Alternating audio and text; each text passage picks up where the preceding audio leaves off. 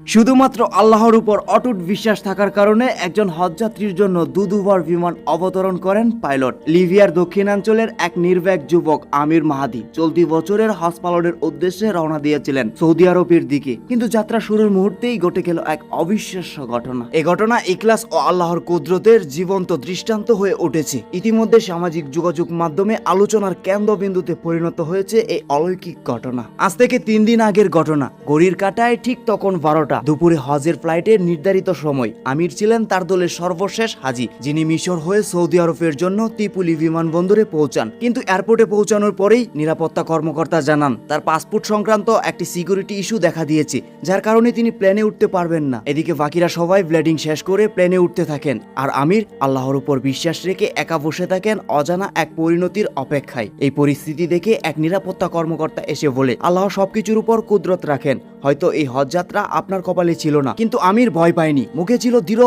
বিশ্বাস। জবাব দিলেন, ইনশাল্লাহ প্ল্যানটি উড়বে না, আবার ফিরে আসবে।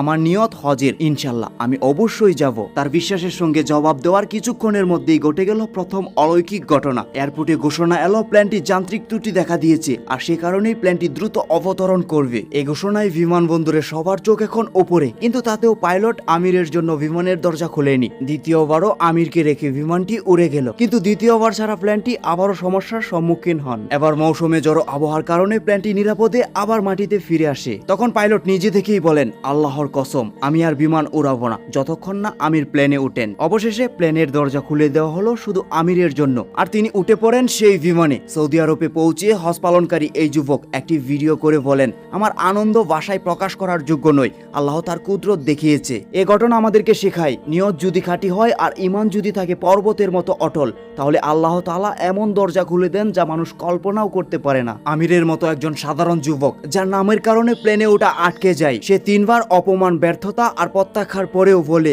আমার নিয়ত হজের, ইনশাল্লাহ আমি যাবই। তাহলে এটা কেবল কথা নয়, এটা হলো তার ঈমানি ঘোষণা। আল্লাহ বারবার প্লেনের গতি থামিয়েছেন, পরিস্থিতি উল্টো করে দিয়েছেন, শুধু একজন বান্দার অটল নিয়তের কারণে। হ্যাঁ, এটাই হলো ঈমানি শক্তি। আল্লাহ তাআলা নিজেই ঘোষণা দিয়েছেন যে আল্লাহ তাআলাকে ভয় করে তিনি তার জন্য উত্তরণের পথ করে দেন।